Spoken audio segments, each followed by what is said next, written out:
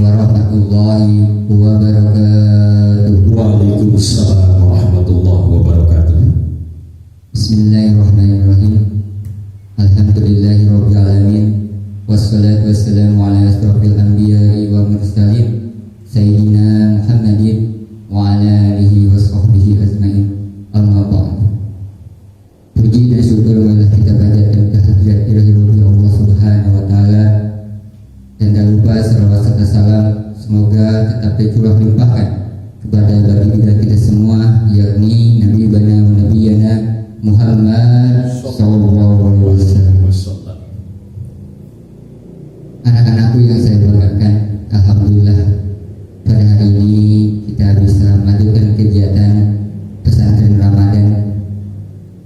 Mungkin ini adalah sesi terakhir bagi saya dan juga Pak Ustaz Lukman mendaftarkan diri dalam kegiatan pesantren Ramadan di SMK Pembangunan Cibadak. Kali ini tema yang akan kita bawakan ataupun materi yang akan kita bahas yaitu tentang sholat sebagai penolong, dengan kajian hadisnya adalah kewajiban hormat kepada guru. Dalam surat Al-Baqarah ayat 153 Allah Subhanahu wa taala mengatakan, wahai orang-orang yang beriman, jadikanlah sabar dan salatmu sebagai penolong. Sesungguhnya Allah beserta dengan orang-orang yang sabar. Dikatakan dalam Al-Quran dengan demikian bahwa benar adanya ketika kita bersabar dan ketika kita menjalankan ibadah, salah satunya adalah sholat, itu adalah ladang untuk menjadi penolong kita di yaumil akhir. Untuk lebih jelasnya nanti akan disampaikan, akan dibahas oleh Al-Mukarram Ustadz Lukman SPD, insyaallah. Ya, kita sapa terlebih dahulu kepada Pak Ustadz, karena mungkin selang satu minggu kita bisa bertemu kembali. Assalamualaikum Pak Ustadz. Waalaikumsalam warahmatullahi wabarakatuh. Damai itu Pak Ustadz? Alhamdulillah. Mudah-mudahan kita semua selalu diberi kesehatan ya. Insyaallah. Dan alhamdulillah sejalan juga dengan mungkin PSBB di Kabupaten Sukabumi hari ini sudah menginjak mau berakhir di tanggal 19 Mei sudah ditetapkan. Apakah kita akan ditetapkan PSBB berlaku lagi atau di-stop? Tapi ada informasi untuk daerah kota itu PSBB tidak akan dilanjutkan. Tapi kita jangan menghiraukan, tetap ada atau tidak adanya PSBB, tetap kita harus menjaga kesehatan kita, karena kesehatan adalah nomor utama. Terutama ketika kita berbicara tentang Islam, adalah kenikmatan sehat iman dan sehat Islam, terutama dalam menunaikan ibadah sholat. Oleh karena itu mohon kepada Pak Ustadz untuk bisa memberikan suatu materi tentang sholat sebagai penolong, dengan kajian hadisnya adalah hormat kepada guru. Sejauh mungkin Ustadz itu bisa diawali. Terima kasih. Bismillahirrahmanirrahim. Assalamualaikum warahmatullahi wabarakatuh. Waalaikumsalam warahmatullahi wabarakatuh. Bismillahilladzi arsalahu rasulahu bil huda wa dinil haqq liyudhhirahu ala dini kulli wa kafa billahi syahida. Allahumma shalli wa sallim wa barik. Amin. Allahumma aftah alaina bihikmatika wa anshur alaina min khazaini rahmatika ya arhamar rahimin. Nawaitu li ta'aluma fardu lillahi ta'ala anilhamdulillahi rabbil alamin. Wa qala ta'ala aidan fi ayatil ukhra, bismillahirrahmanirrahim, wasari'u ila magfiratin min rabbikum wa jannatin arduha as-samawati wal ardh u'iddat lil muttaqin. Al-ayat. Wallahu a'lam bihaqikatil murad, wallahu a'lam bi muradih. Wa qala Nabi sallallahu alaihi wasallam,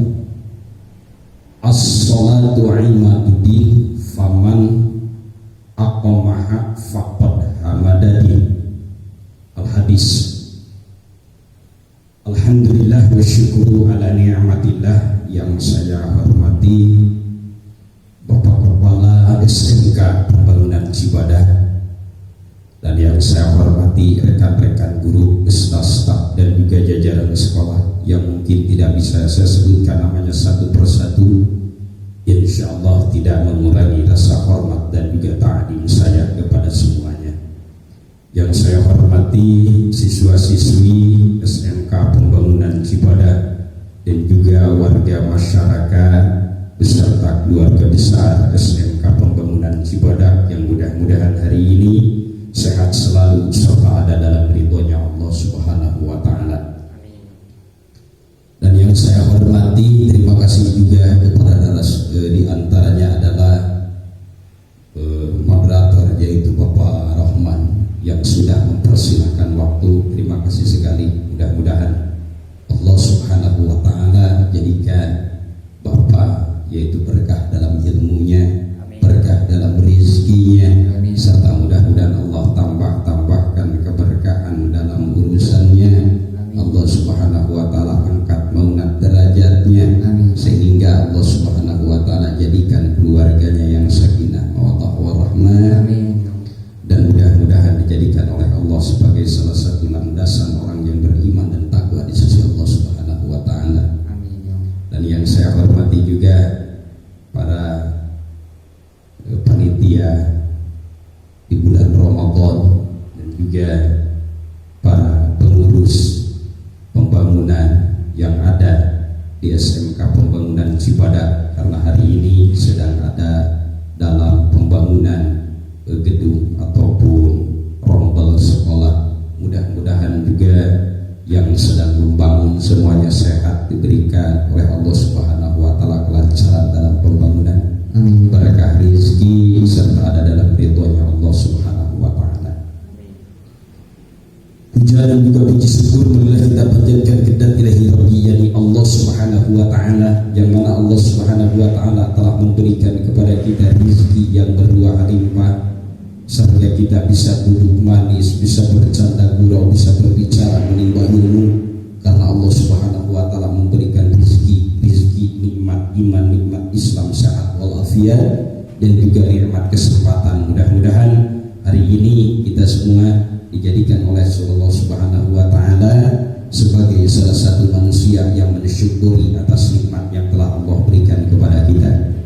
Salawat serta salam mudah-mudahan senantiasa terlimpah curahkan kepada sang idolanya umat, namanya selalu tersirat walaupun diterjang hujan yang begitu lebat, badai yang begitu dahsyat, tak lain dan tak bukan hanyalah Habibana wa Syafi'ina al-Karim Kanjeng Rasulullah sallallahu alaihi wasallam, kepada keluarga, para sahabat, para atba, tabi'in, syuhada, sholihin, mujtahidin, ulama salaf, salafi, habaib syarifah, dan tentunya kita semua yang ada di studio ini, baik yang ada di dalam atau yang ada di luar, kepada siswa-siswi yang hadir di sekolah ataupun yang ada di rumahnya masing-masing. Mudah-mudahan Allah Subhanahu wa Ta'ala jadikan sebagai umatnya baginda Rasulullah sallallahu alaihi wasallam.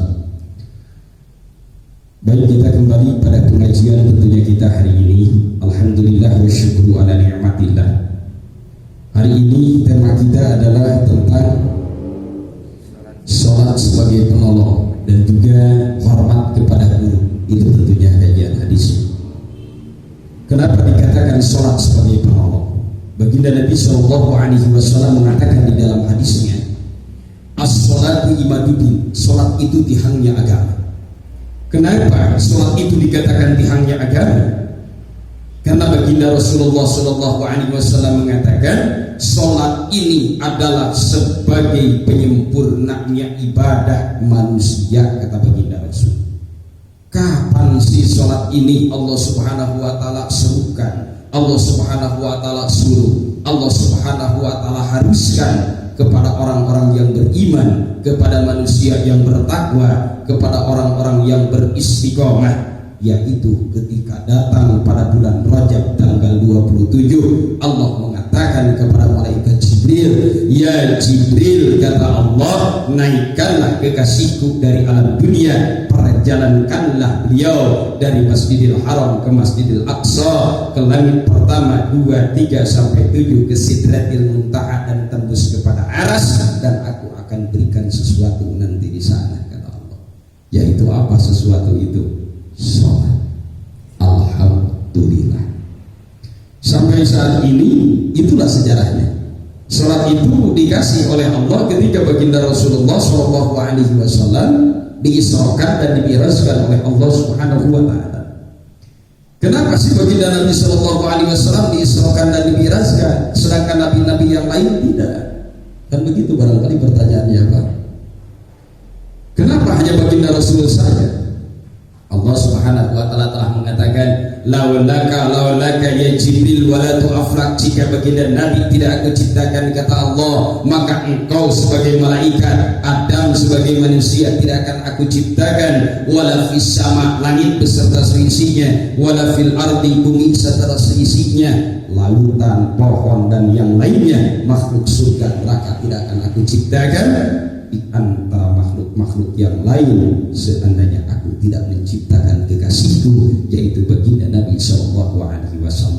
Jadi hanya baginda Rasul yang dinaikkan oleh Allah Isra wal Mi'raj, karena Allah itu adalah makhluk yang pertama Allah ciptakan dan dia diangkat sebagai kekasih, seperti itu. Jadi beda dengan nabi-nabi yang lain. Itu yang pertama. Yang kedua, baginda Rasulullah SAW diisrakan di dalam kitab Duratun Nasihin ada 2 hal. Yang pertama adalah ketika Siti Khadijah al-Kubra wa Aisyah ar-Ridha sebagai istri pertama baginda Rasul itu meninggal atau wafat. Siti Khadijah alaihi wassalam wafat. Beliau ini baginda Rasul ketika ditinggalkan oleh istrinya, maka beliau seakan-akan boleh dikatakan oleh anak sekarang ini galau, ya, merenung sendirian, sedikit sedih ya hati dan juga pikiran baginda Rasul. Makanya sahabat juga gak berani mengganggu waktu itu. Sahabat terdekat aja dari mulai Abu Bakar As-Siddiq, ya, Umar bin Khattab, Utsman bin Affan dan Sayyidina Ali karramallahu wajhah tidak mau mengganggu karena beliau sedang sedih waktu itu karena ditinggalkan oleh istri tercinta.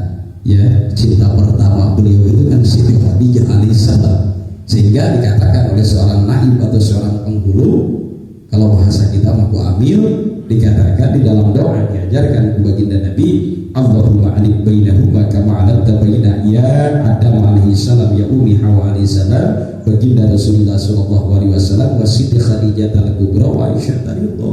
Jadi cinta pertama Kanjeng Rasul kepada Siti Khadijah alaihissalam, seperti itu.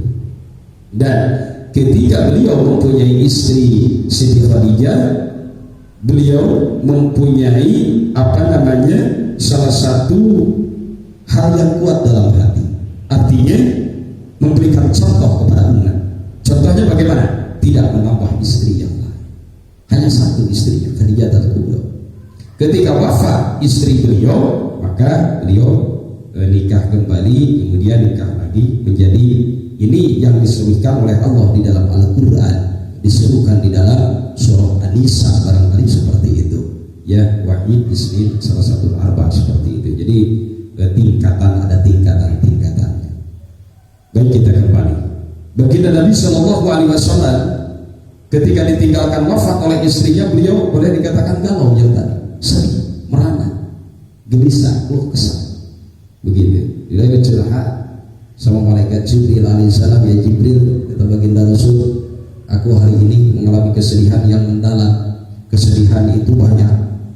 Yang pertama ketika perang Badar, perang Hunain, perang Cambuk, perang Yarmuk, banyak kesedihan. Tapi kesedihan itu tidak ada apa-apanya dibandingkan dengan wafatnya istriku, meninggalkan seorang putri 4 dan putra yaitu 2, jadi 6. Karena putra pada waktu dilahirkan tidak lama itu meninggal dunia, wafat juga. Yang hidup itu 4 putri, itu diantaranya putri-putrinya baginda Rasulullah SAW. Dan di Durratun Nasihin pun dijelaskan juga, selain daripada baginda Rasul itu sedih karena ditinggalkan oleh Siti Khadijah alaihi salam, antara langit dan bumi pada waktu itu berbarengan dengan wafatnya Siti Khadijah, berbarengan dengan kesedihannya baginda Rasul, itu langit dan bumi bertengkar pada waktu itu. Ya, mendadak bertengkar, langit dan bumi itu bertengkar. Kata langit mengatakan, ya bumi, kamu itu tinggal di bawah dan kotor, penuh dengan debu, penuh dengan lumpur. Lihatlah aku bersih bersinar, tidak ada yang mengotoriku, kata langit. Akhirnya bumi menjawab, ya langit, aku itu punya lautan, aku punya lautan yang luas, dan kamu tidak punya lautan. Di sini ada lautan, kata bumi. Kemudian langit berkata, ya bumi, lautan gak ada apa-apanya, karena aku yang menurunkan hujan atas izin Allah. Kalau hujan tidak diturunkan, kata langit, ini bertengkar. Langit berbicara seperti itu. Kalau seandainya hujan tidak diturunkan olehku atas izin Allah, maka kamu, lautan pun tidak akan ada airnya, kata langit seperti itu. Kemudian bumi berkata kembali, di bumi, kata bumi, aku mempunyai pohon yang sangat banyak, buahnya juga banyak, daunnya juga banyak, kemudian bunga-bunga yang sangat indah, pohonnya yang besar-besar, sedangkan kamu tidak mempunyai pohon apa-apa, ya langit. Begitu. Kemudian langit menjawab, pohon tidak ada apa-apanya dibandingkan dengan bintang yang gemerlap. Apabila dipandang oleh makhluk yang ada di bumi, itu akan terasa indah, merasakan nyaman terhadap hati. Langit bilang seperti itu. Akhirnya bumi pun tidak kalah. Bumi pun berbicara kembali, ya langit, wahai, ketahui olehmu bahwa di bumi ini ada makhluk yang luar biasa, yaitu manusia, yang mempunyai akal, pikiran, dan makhluk paling sempurna oleh Allah ciptakan itu manusia dibandingkan dengan makhluk-makhluk yang lainnya. Sehingga mendengar perkataan bumi, langit itu malah ketawa. Langit berbicara, ya bumi, yang namanya manusia itu nggak ada apa-apanya, kata langit. Manusia itu orangnya serakah, manusia ini perusak di alam dunia. Kalau pengen tahu, aku ini mempunyai makhluk yang lebih daripada manusia. Apa, kata bumi? Malaikat, kata langit. Di langit ini ada malaikat banyak. Para nabi pun diangkat ke atas.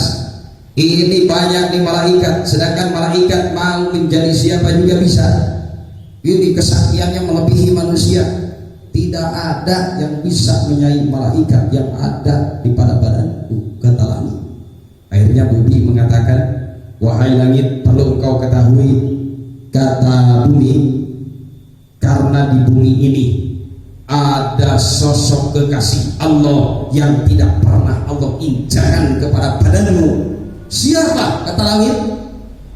Yaitu baginda Rasulullah SAW.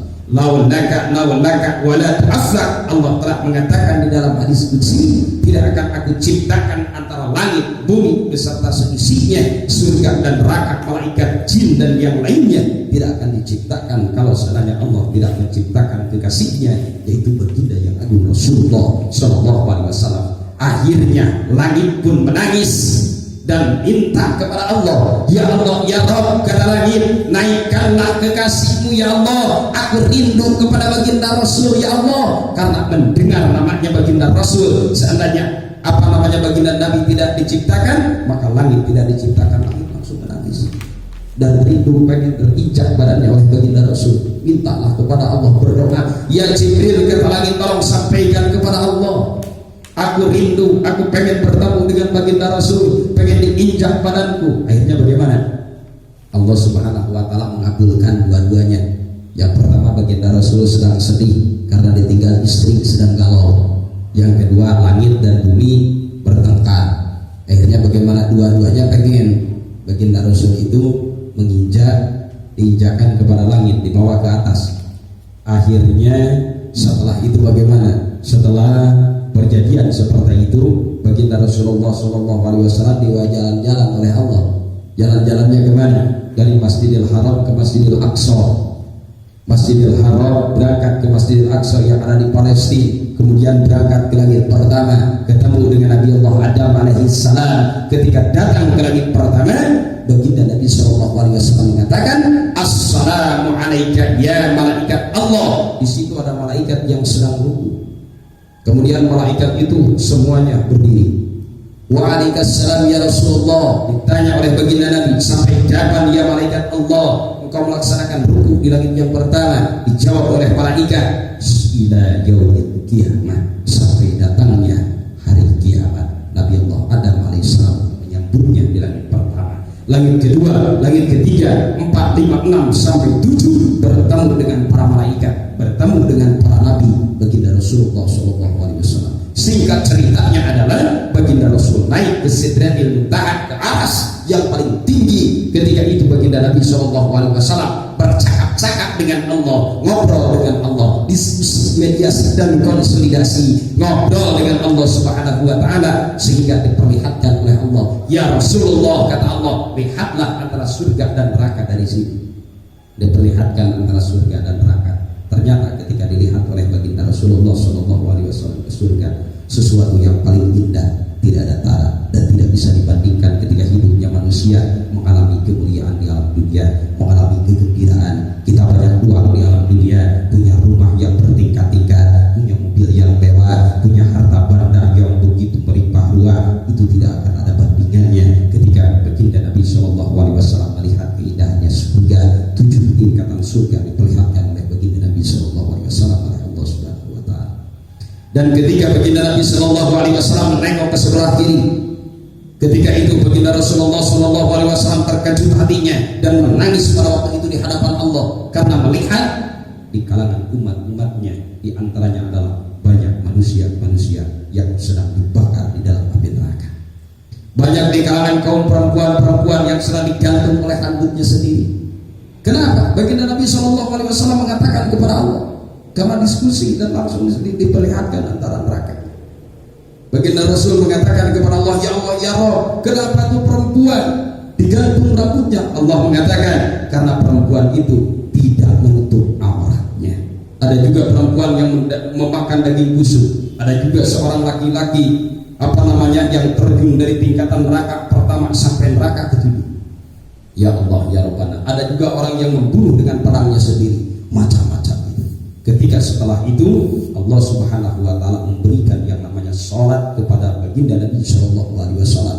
Allah mengatakan, sholat ini sebagai penolong untuk hambaku, sholat ini akan sebagai penolong untuk umat-umatku ya Rasulullah. Maka berikanlah sholat ini kepada hambaku, berikanlah kepada umatku, kepada menjadikan orang-orang yang soleh, supaya mereka menjadikan orang-orang yang berkah, supaya mereka menjadikan orang-orang yang selamat. Maka berikanlah sholat, laksanakan sholat, kata Allah Subhanahu wa Ta'ala. Setelah itu dibawa sholat. Berapa rakaat? 50 rakaat.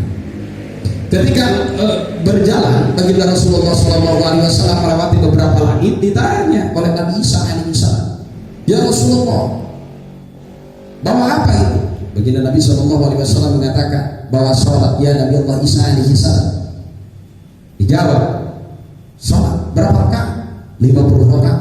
Nabi Isa alaihissalam berkata, ya Rasulullah, umatku saja diberikan sholat beberapa rakaat tidak kuat, padahal badannya besar-besar. Kalau umatmu kan badannya kecil-kecil, itu tidak akan kuat. Cobalah minta kepada Allah untuk kebijakan, jangan 50 rakaat turunkan, itu nggak akan mampu. Akhirnya balik lagi baginda Rasul kepada Allah, ya Allah, tentunya tidak akan mampu umatku kalau menerima sholat sampai 50 rakaat. Akhirnya bagaimana? Akhirnya diturunkan oleh Allah sampai beberapa rakaat, jadi 45, 40, jadi 30 rakaat, sampailah kepada 5 rakaat hari ini. Dan dibawa oleh baginda Rasul turun ke muka bumi sebelum waktunya subuh. Setelah itu dipanggil oleh baginda Rasul Abu Bakar, ya Abu Bakar As-Siddiq radhiyallahu anhu, kata baginda Rasul, aku malam tadi sudah diisrakan dan mirajkan oleh Allah, diperjalankan dari Masjidil Haram ke Masjidil Aqsa, naik kepada langit dan Sidratil Muntaha. Apakah kamu percaya dengan kejadian yang luar biasa ini? Abu Bakar As-Siddiq mengatakan, apapun yang dikatakan olehmu ya Rasulullah, apapun yang diucapkan olehmu ya Rasulullah, asalkan itu keluar daripada ucapanmu, aku percaya. Makanya Abu Bakar ujung namanya itu dikatakan as-siddiq, orang yang pertama membenarkan Isra wal Mi'rajnya baginda Rasulullah SAW. Sebetulnya Abu Bakar ini namanya bukan Abu Bakar, Abdullah bin Atami Abu Haifah. Setelah masuk Islam jadi Abu Bakar. Setelah baginda Nabi Isra wal Mi'raj dinamai, ujungnya ditambah namanya. Jadi as-siddiq, orang yang pertama membenarkan Isra wal Mi'raj baginda Rasulullah sallallahu alaihi wasallam. Setelah itu disebarkan sholat. Setelah disebarkan oleh baginda Rasulullah sallallahu alaihi wasallam, as-salatu imaduddin, salat itu adalah tiangnya agama. Orang yang selalu mengerjakan salat, maka dia menumbuhkan atau mendirikan agamanya. Barang siapa yang meninggalkan salat, dia merobohkan agamanya sendiri. Orang yang selalu mengerjakan salat akan diberikan pahala oleh Allah, yaitu satu pahala, enggak banyak. Wahai orang yang diberikan atau orang yang mengerjakan sholat akan diberikan pahala oleh Allah itu angka 1 kalau hitungan dalam matematika. Orang yang sedekah diberikan angka 0. 1 dengan 0 berapa nilainya? 10. Orang mengerjakan zakat akan diberikan kembali angka 0, nilainya itu akan 100. Orang itu mengerjakan silaturahmi, mengerjakan kebaikan, mengerjakan sesuatu yang bermanfaat, maka akan terus diberikan oleh Allah angka 0 penambah dalam angka 1 tersebut. Maka menjadi 10, 100, 1000, 10.000, 1 juta dan lain sebagainya. Bisa jadi 1 miliar, 1 triliun.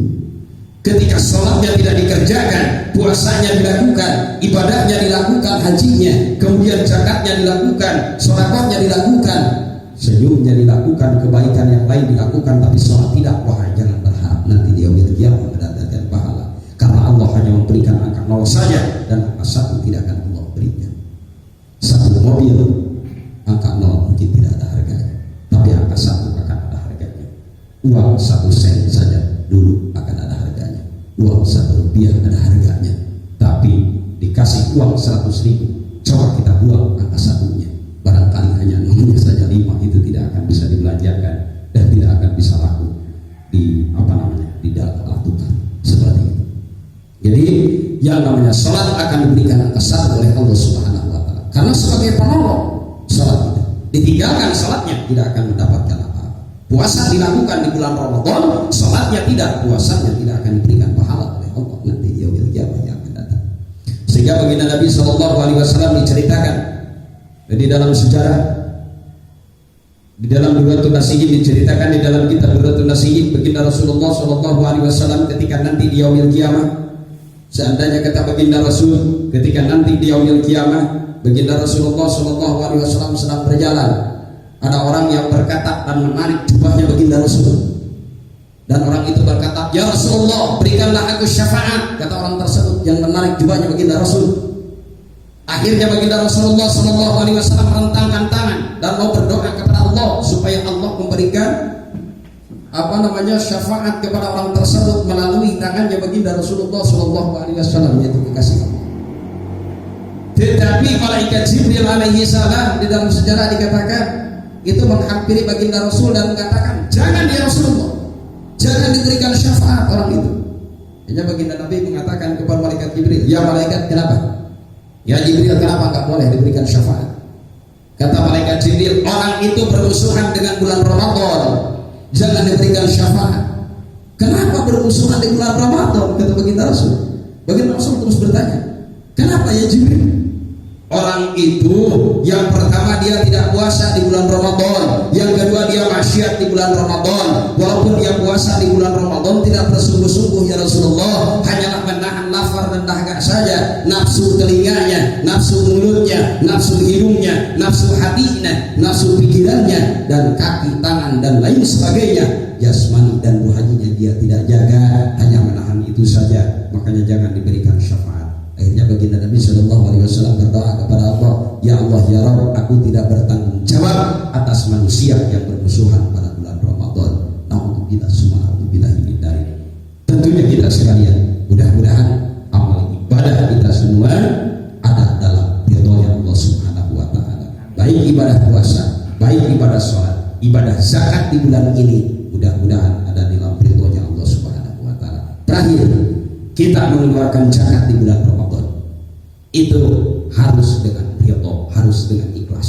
Karena mengeluarkan zakat di bulan Ramadan bukan hanya saja kita mengeluarkan sebagian daripada rezeki yang kita punya, tetapi kita ikrar az-zakatu abdanikum bi kalimatin la ilaha illallah. Di dalam kitab Tadhibul Kalam dikatakan karangan Sesamsuri Al-Jawawi dari Madinatul Munawwarah, yaitu bagaimana ketika manusia mengeluarkan zakat, maka keluarkanlah zakat badan dengan mengucapkan kalimat la ilaha illallah. Zakat Idul Fitri yaitu harta dikeluarkannya ketika 1 tahun sekali di bulan Idul Fitri dengan salah satu niat zakat ya sebagai berikut. Maka kita harus mengucapkan juga niatnya juga, jangan salah di dalam niatnya. Ya, nama itu az-zakat al-fitri an-nafsi syar'an fardhu lillahi ta'ala. Kita harus benar juga di dalam niatnya karena Allah Subhanahu wa taala. Keluarkan zakat.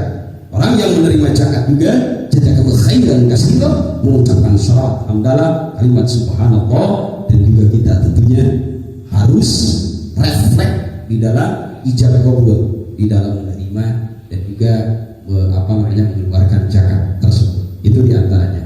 Ya, kemudian hormat kepada guru itu tentunya karena orang yang melaksanakan sholat ya, karena sholat ini sebagai penolong. Ya, orang yang selalu melaksanakan sholat akan baik akhlaknya. Orang yang selalu melaksanakan sholat akan bagus dalam pikirannya. Orang yang selalu melaksanakan sholat akan bagus kepribadiannya. Seperti itu. Bagaimana ada orang yang selalu melaksanakan sholat tapi akhlaknya tetap buruk? Barangkali sholatnya tidak dibarengi dengan keimanan yang ikhlas, tidak dibarengi dengan hatinya, tidak dibarengi dengan kehusuannya. Artinya orang yang sholat hanya badannya, boleh dikatakan hanya senyum lantai, tentunya itu tidak akan mendapatkan apa-apa di sisi Allah Subhanahu wa taala. Maka kembalikanlah orang yang sholat, dia akan hormat kepada gurunya. Jadi inti di dalam pembahasan hari ini, di dalam ta'lim tentunya hormat kepada guru itu dikatakan orang yang mahabbah kepada guru, apa yang dikatakan oleh guru ikutilah apabila itu sesuatu yang betul. Seperti itu. Dan barangkali seorang guru tidak akan menjerumuskan kepada siswanya untuk sesuatu hal yang tidak baik. Seperti itu. Makanya siapapun orangnya yang melakukan kebaikan ketika gurunya mengatakan sesuatu dia lakukan, Allah akan memberikan keberkahan kepada seorang guru. Karena keberkahan guru bagaimana gurunya ridallahu ridal walidain, sepertilah bisukhdil walidaini, keridhaan Allah bagaimana keridhaan orang tuanya. Orang tua itu ada dua. Yang pertama di rumah orang tua yang melahirkan dan memberi makan kita, di sekolah ada orang tua guru yang senantiasa memberikan ilmu kepada kita. Apabila orang tuanya ridho, murid itu supaya sukses, yakin pasti sukses. Murid itu supaya pintar, yakin dia pasti pintar. Murid itu cerdas, yakin bakal cerdas. Bagaimana muridnya? Makanya murid harus hormat kepada guru dan harus dilakukan sesuatu apa yang diperintahkan oleh guru kita tentunya. Baik, barangkali itu yang bisa disampaikan hari ini. Wa ma'an minal aidin wal faidin, taqabbalallahu minna wa minkum taqabbal ya karim. Sebentar lagi kita akan selesai meninggalkan bulan Ramadan. Tentunya sedihnya hari ini ya, ditinggalkan bulan Ramadan kita harus sedih. Baginda Nabi mengatakan barang siapa 3 hari yaitu merasa gembira hatinya, senang hatinya ketika mau datangnya puasa, maka akan dibebaskan oleh Allah dalam segala dosanya. Ketika sudah mau ditinggalkan kita juga merasa sedih hari ini, maka Allah akan memberikan keberkahan Ramadan yang tiada batas. Wallahu a'lam bishawab. Mohon maaf sekali lagi disampaikan lagi kepada Bapak Rahman. Assalamualaikum warahmatullahi wabarakatuh. Waalaikumsalam warahmatullahi wabarakatuh. Alhamdulillahirabbil alamin. Terima kasih kepada Bapak Ustaz Lukman yang telah memberikan materinya begitu jelas, bahwa tadi dikatakan mengutip bahasa dari Pak Ustaz yang dikatakan bahwa sholat adalah tiang agama, as-salatu ibadah. Ketika kita akan menjalankan suatu sholat, itu ada sebagai penolong kita di yaumil akhir.